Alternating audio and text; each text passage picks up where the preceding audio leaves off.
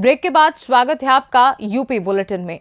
इस UP bulletin में बात करेंगे औरैया की, जहां पंजाब नेशनल बैंक के शाखा प्रबंधक को 15,000 रुपए रिश्वत लेने के आरोप में सीबीआई की टीम ने किया गिरफ्तार।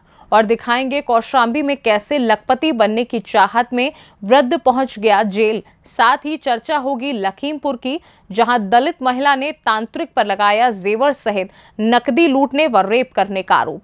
ऐसी तमाम खबरों पर विस्तार से करेंगे चर्चा।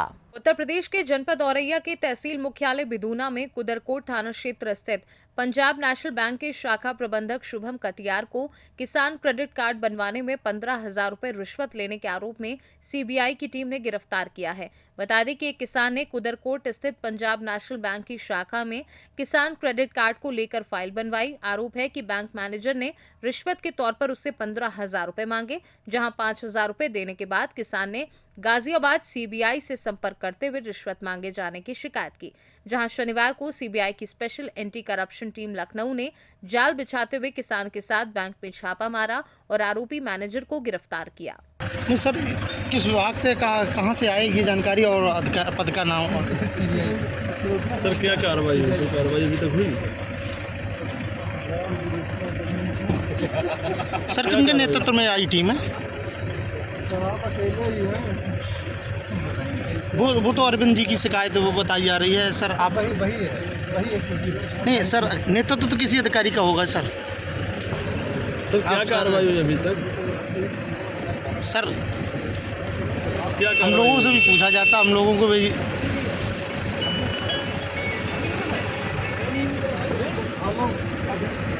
किन अधिकारी के नेतृत्व में सर आई टीम और क्या कार्रवाई हुई? सर इतना तो सर बता सकते हैं। थोड़ा कंफर्ट दे दीजिए साहब। सर हम लोग औरैया से सीनू संवाददाता अभिषेक मिश्रा की रिपोर्ट। यूपी के कौशाम्बी जिले में एक वृद्ध को रातों रात अमीर बनने की चाहत ने जेल की हवा खिला दी। वृद्ध अपने खेत में चोरी से अफीम की खेती कर रहा था। तैयार फसल को बेचने की फिराक में माल साथ लेकर निकले वृद्ध को मुखबिर की सूचना पर पुलिस ने धर दबोचा। जानकारी के मुताबिक मंझनपुर थाना क्षेत्र के टेवा गांव का रहने वाला सरजू सरोज गरीब व्यक्ति है। अमीर बनने के लिए उसने अपने घर के करीब ही खेत में अफीम पोस्ता की खेती शुरू कर दी। फसल तैयार करने के बाद सरजू उसे चोरी छुपे बेचने की फिराक में घर से निकला था। इसी बीच इंस्पेक्टर मंझनपुर संतोष शर्मा को मुखबिर ने सूचना दी। सूचना पाकर हरकत में आई पुलिस ने टेवा चौकी इंचार्ज अजीत सिंह व एसओजी प्रभारी सिद्धार्थ सिंह ने अपनी टीम के साथ घेराबंदी कर वृद्ध को टेवा गांव के बाहर कोल्ड स्टोरेज के पास से गिरफ्तार कर लिया। पुलिस ने उसके कब्जे से 8 किलो कच्चा व 3 किलो सूखा माल बरामद किया है। पकड़े गए अफीम पोस्ता की कीमत अंतर्राष्ट्रीय बाजार में लगभग 11 लाख रुपए बताई जा रही है। मंझनपुर पुलिस ने वृद्ध को न्यायालय में पेश किया है, जहां से उसे जेल जाना पड़ा। आज दिनांक 6/4/24 को दोपहर मुखबिर की सूचना पर चौकी प्रभारी टेवा एवं स्वाट टीम प्रभारी द्वारा कोल्ड स्टोर मार्ग टेवा पर दबिश देकर सरजू नाम के एक व्यक्ति को गिरफ्तार किया गया तथा मौके से 5 केजी अफीम पोस्ता हरा तथा 3 केजी अफीम पोस्ता सूखा बरामद हुआ। बरामदगी के आधार पर अभियोग पंजीकृत कर गिरफ्तार अभियुक्त सरजू को न्यायिक हिरासत में जेल भेजा गया है। अन्य विधिक कार्रवाई प्रचलित है। कौशाम्बी से सीनू संवाददाता इम्तियाज अहमद की रिपोर्ट। लखीमपुर खीरी के थाना निघासन क्षेत्र अंतर्गत एक दलित महिला ने तांत्रिक पर जेवर सहित नकदी ठगने व रेप करने का आरोप लगाते हुए पुलिस को तहरीर देकर कार्यवाही की मांग की थी, जिसके क्रम में थाना निघासन पुलिस द्वारा बलात्कार व अन्य तमाम धाराओं समेत SC/ST एक्ट में वांछित अभियुक्त मुन्ना मौलवी पुत्र इशहाक निवासी करमुपुरवा को कोतवाली निघासन जनपद खीरी के ग्राम कुरमिनपुरवा के पास कटी बगिया से हिरासत में ले लिया है। अभियुक्त मुन्ना मौलवी उपरोक्त के विरुद्ध नियमानुसार विधिक कार्यवाही कर न्यायिक अभिरक्षा में भेजा गया है। 1 साल से मुन्ना मौलवी करमुपुरवा वहाँ अपनी माता जी का लेके जा रहा झाड़ फूँक करे, तो झाड़ फूँक कर रहे तो कहे जंगल कहाँ लेके जा रहे हैं, तो कहा लगा यहाँ झाड़ फूँक करीबा, तो जाओ माता जी लौंगे रह गई ले आओ जाए, तो कहूँ पानी ले पठाई दे रहे हैं, तो हमारे संग शारीरिक संबंध बनाई और हम मनो करें तब वो ना माने तो कहे लगे अगर जो मना करियो या कोई से ने बताइयो तो जैसे और जैसे तुम्हारी अम्मा को मार डाला ऐसे तुमको मार डरीबा। और तिके 90,000 रुपया ले ली और थाने पर हमका बुलावत हैं। हम पति पत्नी दोनों जने जाई थी न, वहाँ सब मुसलमान ही हैं और रात बिरात हुई जाते हमका लोन कहूँ मारी डर रहे तो गली में ही हैं। और थाने वाले कहते हैं सुलह समझौता कर लो, तो हम सुलह समझौता ना करवाइए हैं। कब से संबंध बनाया? 1 साल से ने। 1 साल से बराबर संबंध। हाँ। अपने घर वालों को जानकारी दी? अपने घर वालों को यहाँ ना जानकारी दी। लखनऊ में रहा हमारे पति, तो माता जी 25 तारीख एक्सपायर हुई गई, तभी आए तो इनसे बताए लगे ना। तो माता जी को ठीक करने के बहाने संबंध बनाता? हाँ, माता जी का ठीक। लखीमपुर से सी न्यूज संवाददाता राजेश दिवाकर की रिपोर्ट। सिद्धार्थनगर शोहरतगढ़ थाना क्षेत्र के नगर पंचायत शोहरतगढ़ के नीबी दोहनी धोबी मोहल्ला व गड़ाकुल के सिवान में शनिवार को करीब 3 बजे अज्ञात कारणों से गेहूं की खड़ी फसल में आग लग गई, जिससे लगभग 40 बीघा गेहूं की फसल जलकर खाक हो गई। आग बुझाने वालों के मुताबिक शनिवार दोपहर में तेज हवा चल रही थी कि अचानक शोहरतगढ़ खुनुआ बाईपास मार्ग पर स्थित शिव बाबा मंदिर के पूर्व सिवान खड़ी फसल से धुएं का गुबार उठता दिखाई दिया, जिस पर नगर पंचायत के निवासियों के अलावा राहगीर भी सिवान में पहुंचकर आग बुझाने में जुट गए। आग लगने की सूचना प्रशासन को दी गई, जिस पर फायर ब्रिगेड की गाड़ी आनन फानन में मौके पर पहुंची और लोगों के साथ आग बुझाने में जुट गई। काफी मशक्कत के बाद आग पर काबू पाया गया। बता दें कि सिवान आग की चपेट में आ जाता, लेकिन फिर भी 35 से 40 बीघा गेहूं की फसल जलकर खाक हो चुकी है। सिद्धार्थनगर से सी न्यूज संवाददाता सुशील कुमार खेतान की रिपोर्ट।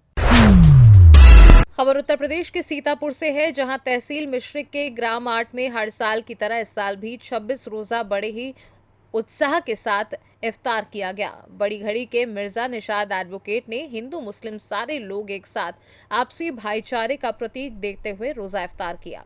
फिर मुस्लिम लोगों ने नमाज अदा की और अमनो अमन की दुआ की।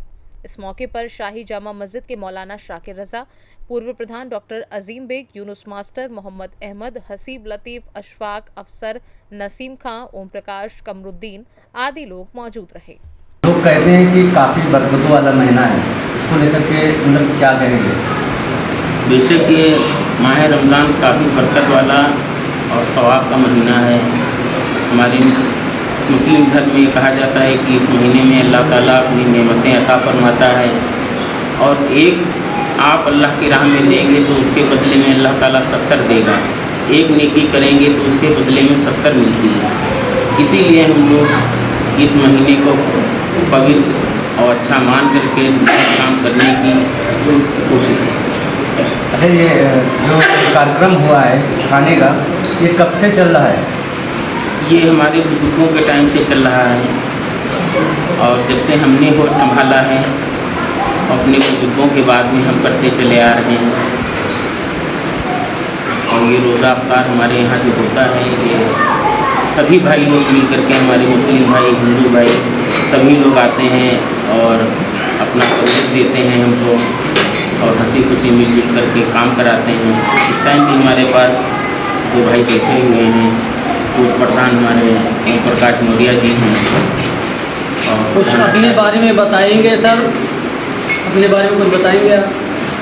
हम भैया कुछ नहीं बताएंगे, बस हमको यही बताना है कि हमको अल्लाह ताला इतनी तौफीक दे कि हम अपनी गरीब पब्लिक की सेवा करें, अपने देश के लिए अच्छे बेहतर नेक काम करें, जिससे हमारा मुल्क तरक्की करे। हमारा यही उद्देश्य है। क्या शासन प्रशासन की तरफ से कोई जो है लाभ मिलता है इसका? नहीं, शासन प्रशासन की तरफ से कोई भी पैसे कौड़ी का लाभ नहीं मिलता है। हाँ, सुरक्षा व्यवस्था वगैरह हमारा पुलिस प्रशासन देख रेख के लिए हमेशा तैयार रहता है और इस तरह की कोई बात नहीं होती। फिर भी एहतियात तौर पर हमारी भी थाने की मिस्त्री की पुलिस सुरक्षा व्यवस्था के एहतियात से मुस्तैद हो जाते हैं रोज़ा अफ्तार के टाइम। माह रमज़ान के महीने में आप क्षेत्र की जनता को क्या संदेश देना चाहते हैं? बस हमारा संदेश यही है कि माह रमज़ान का मुबारक महीना है और हमारी आवाम जो है नेक काम करे और अच्छे अच्छे काम करे, बुजुर्गों की दुआएं ले और हमारे देश के हित में अच्छी अच्छी बातें करें और अच्छा संदेश दें। आपका नाम? निशात मिर्जा, एडवोकेट। रमज़ान का महीना है, ये क्यों इतना पवित्र माना जाता है? ये मुसलमानों का पवित्र महीना है और इस महीने में अल्लाह तबारक व तआला ने बहुत ही बरकतें रखी हैं और अल्लाह तबारक व तआला बेशुमार गुनाहों की मग़फ़िरत फरमाता है इस महीने में। और एक नेकी का सवाब 70 गुना कर दिया है। इसलिए इस माह मुबारक को हम सब पवित्र मानते हैं और बहुत ही मुबारक महीना मानते हैं। ये इफ्तार जो कराया गया है, जी, ये कब से चल रहा है और इसका क्या महत्व है? ये बहुत पुराने वक्त से चला है और यहाँ भी जो आज इफ्तार हुआ है ये हर साल इतना इस साल भी 26वें रोज़े को हर साल होता है इफ्तार। और इस इफ्तार में आपने देखा होगा कि हिंदू मुस्लिम सभी आते हैं और सभी शामिल होते हैं इसमें। ये हिंदू मुस्लिम के प्रतीक का और एकता का प्रतीक है। अच्छा, क्या मतलब जो है इफ्तार के बाद और भी कोई परंपरा चलती है यहाँ से? नहीं, इफ्तार के बाद जिस तरह से नमाज अदा की जाती है और जो इमाम होता है वही इमाम करता है, वही नमाज अदा कराता है। और उसमें नमाज के बाद सभी के अमन व सलामती, मुल्क और मिल्लत की अमन व सलामती की दुआ मांगी जाती है। इसमें आपको प्रशासन का कुछ सहयोग मिलता है?